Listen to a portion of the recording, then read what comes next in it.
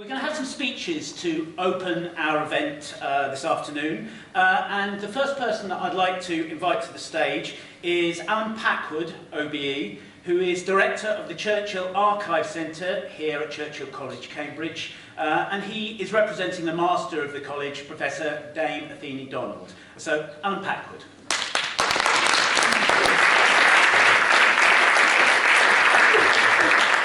Thank you, and good afternoon, everyone. My task this afternoon is very straightforward, very simple, and very enjoyable. And that is to welcome you all here to Churchill College.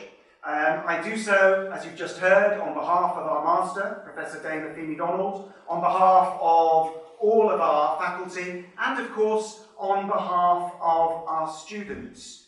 If you see any students this afternoon, they will either be wearing gowns and extremely happy because they're graduating, or they will be looking very, very nervous because they're revising for impending exams.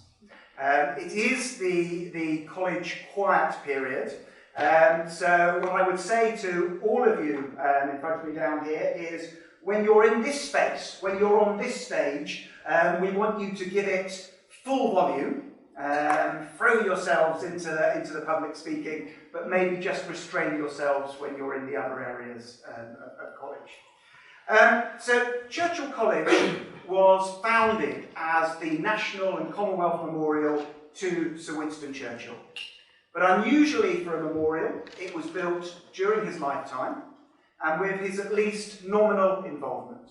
He came here just once, on the 17th of October 1959, and he planted 2 trees, an oak and a mulberry, which, at least before the wind started blowing today, were still standing and thriving. I hope they are by the end of the day.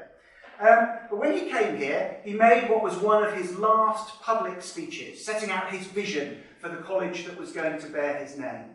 And that vision was that if this country was going to continue to compete on the world stage, then it needed to do it through its brains.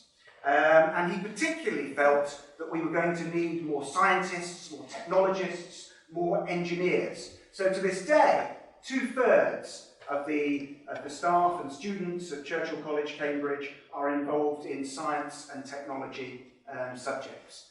But this is a very friendly, very open, very progressive college. It's also quite a large college. You have about 500 undergraduates, about 400 postgraduate students. And the college also houses the Churchill Archive Centre, which was purpose-built to house the personal papers of Sir Winston. It won't surprise you to know that that's an enormous collection. This, after all, was a man who had a very long public career and lived by his pen. So you're talking about 2,500 boxes, an estimated 1 million items.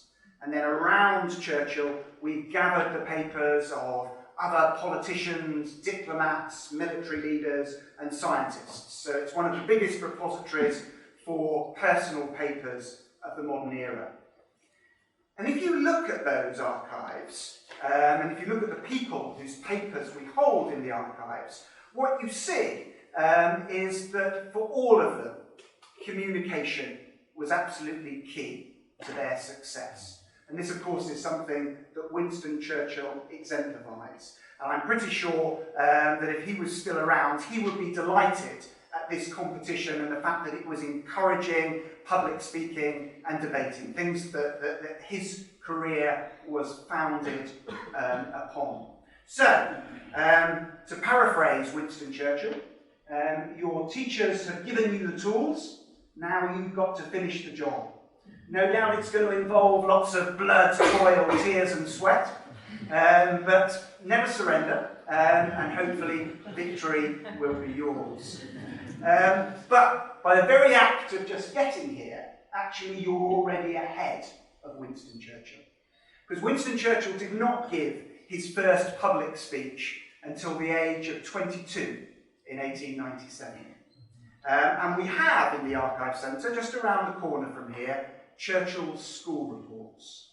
And they make for rather interesting reading. An example would be, conduct has been exceedingly bad, He cannot be trusted to do any one thing. He is always in some scrape or other. So, I think, you're already well ahead of Churchill. On that note, I wish you all the very best of luck this afternoon. Congratulations for getting to the final. Thank you.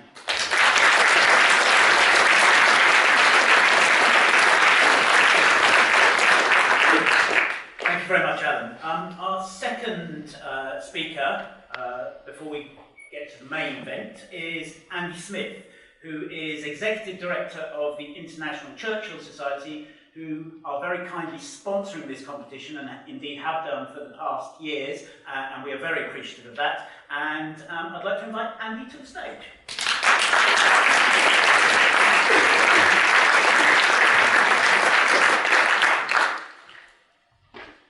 Oh, good afternoon, everybody.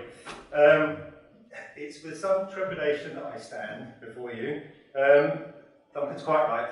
I've been here for the last 3 years, so I do know the quality of speaker that sits before me. I'm delighted that the International Churchill Society is once again sponsoring this wonderful competition, and also that it takes place in the college that bears his name. This is the man who, in 2002, was voted as the greatest Briton. I think what Alan's just said is very true. We must follow that on from here. Now, this is a natural partnership for us. Winston Churchill, justly remembered as one of our greatest orators, but as many of you will know, this didn't come easily to him. He had to prepare extremely thoroughly, and he had a speech impediment. So it's something he had to work on, and I know you would. I'm assuming you will have worked on this as well with your teachers, and we'll see the results of that. He played a key role in the early years of the English-speaking Union, so surely it's right that we introduce this competition with his name.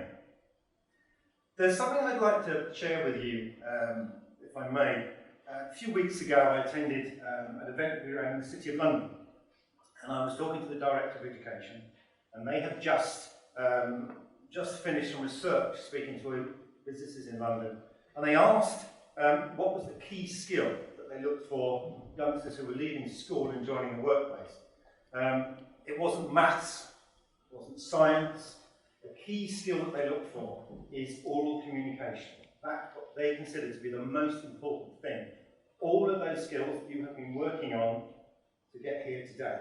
So that just proves how important it is, the skill of oral communication now, all the way through your life when you go to work and you go to university, take your jobs. This is a skill you will carry with you for the rest of your lives.